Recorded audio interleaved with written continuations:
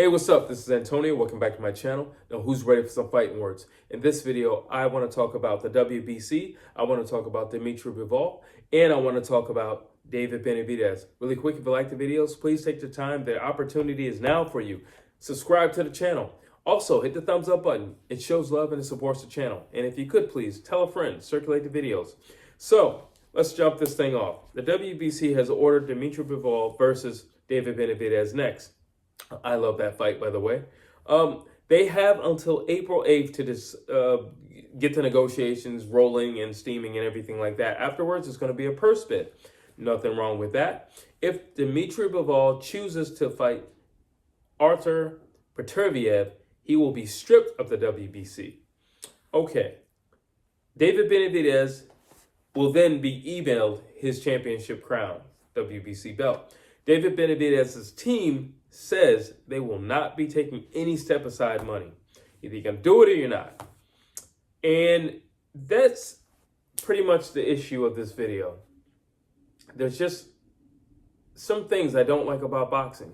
It's way too political. That's the problem I don't like about boxing. Now, here's the thing. Do I want to see a third match of Dmitry Bivol and Artur Beterbiev? Well, it technically has to happen. They both have won, so it has to happen, whether they like it or not.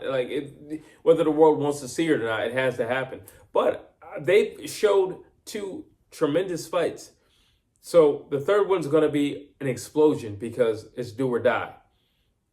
We need to see the third fight. Honestly, we need to see the third fight. Not to mention, Artur Beterbiev is not a young fighter.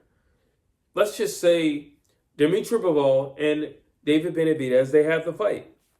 Okay, but now we have to wait. What if Dmitry Bivol sustains some injuries? Now we got to wait even longer. I don't know how long Artur Beterbiev is going to be in the game. I think it's safer for them to have the third fight. And for, listen, if you're around David Benavidez, that is not the way to get your belt. You don't want to get emailed a belt, all right? Because there's nothing gangster about that. You don't want to get emailed your belt. You didn't fight for it. You didn't earn it. Like you didn't fight for it. You know what I'm saying? So you don't want to get emailed a belt. That is clown stuff right there. That is not manly. That is not sportsmanlike. That is clown stuff, and that is politics, people. That's politics. That's what I don't like about boxing. There's way too much politics. Everybody's talking about, Turkey Al-Sheikh, and he wants to do this fight league. And we brought in Dana White, a guy who's not even in boxing, and he's going to control and run the fight league. But guess what? If we have a fight league, there wouldn't be things like this going on. There wouldn't be things like this going on. This is just ridiculous. Honestly, it's ridiculous. It's amazing that Jermall Charlo can hold a belt for over 2 years, come back from obscurity, and then not make weight, and he's not stripped of his title. How is that even possible? How is that even possible? You have Dmitry Bivol, who just won and became undisputed champ, and now you're telling him you got until April 8th or else. Are you serious? That makes no sense. That makes no sense. It just shows that there's favoritism, and it just shows that if you're not cool with those guys, the guys upstairs, well then fine. You're not gonna get the treatment, or you're not gonna get special benefits or anything like that. Dmitry Bivol literally just got these belts. Literally, he just got these belts. What about all these guys who just sit around on belts? I remember there was a time when Canelo Alvarez wasn't fighting any of his mandatories. It's still happening. What am I talking about? There was a time. He wasn't fighting any of his mandatories and flat out said, you guys fight each other. And then when they started to do that, he still didn't fight them. What are you talking about? But you mean to tell me Dmitry Bivol has to do this? He has to make a decision by April 8th? Are you serious? This is what I don't like about boxing. This is why I think a fight league, this is a perfect example of where a fight league would be very much so needed. Scenarios like this wouldn't happen. It wouldn't happen. They wouldn't exist. This is why we need a fight league.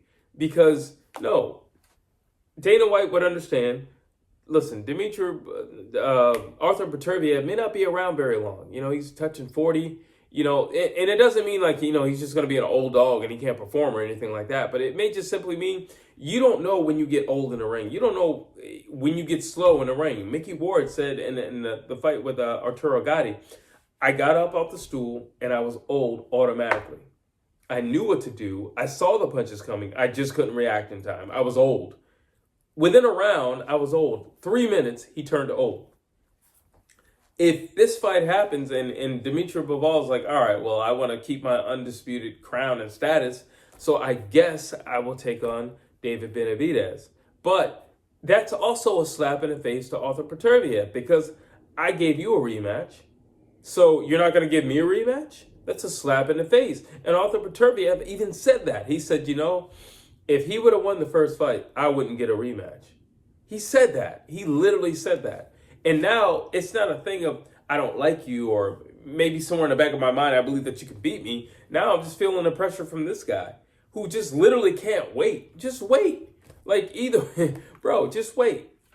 Artur Beterbiev deserves the third fight. He deserves it. Honestly, he deserves it. And I don't think it's fair to push Dmitry Bivol into a corner. David Benavidez is younger than both those guys. Just wait. Just wait. Can't we just simply say, without a shadow of doubt, you have next. Regardless of which one of these guys fights or wins, you have next. Can we at least sign for that? That's why you need a fight league. That's why a fight league would make a whole lot of sense, because it's like, hey, I'm gonna bench you right now, but just know, whoever wins, you got that guy. No matter what, you get a chance at the crown. No matter what, it is locked in. Unless this world gets smashed by a meteorite, you're getting a chance at the crown. But right now, I think it's only right. I think it's only fair for Artur Beterbiev to get the trilogy. I think it's only fair. I think it's only right. And I don't think it's right that Dmitry Bivol is being pressed into a corner. Artur Beterbiev already believes he wouldn't get a rematch if he would have lost the first one. And now you're going to prove him right, because like look at it like this. Well, then it still messes up everything. Why? Because what if David Benavidez beats Dmitry Bivol? So you're still not going to get your hands on the crown. Like, it's bigger money if we do it like this. If Dmitry Bivol and Beterbiev have the trilogy, their stock goes up even more, because I believe the third fight is going to be the best of all three fights. So stock goes up even more. Guess what? Benavidez versus whoever wins, which I do believe is Dmitry Bivol. I've been on his side since day one, and I think he won the first fight. But neither here nor there. Whoever wins, you're next. That's going to be a mega fight. It's going to be a mega fight. Just sit back and wait, bro. Like, really, sit back and wait, bro. Why can't you just sit back and wait? Like, literally, take the step aside money and say, no, you guys handle your business. It's only right. You do have to have the trilogy. It's only right. The trilogy means nothing if the belts are not on the line. If the same stakes are not there, the trilogy means zero. It means nothing. That's why you need a fight league. That is exactly why you need a fight league. And there are moments where I'm for it, and there are moments where I'm against it. Guess what? In this moment, I am 150% for a fight league. Drop your thoughts down below.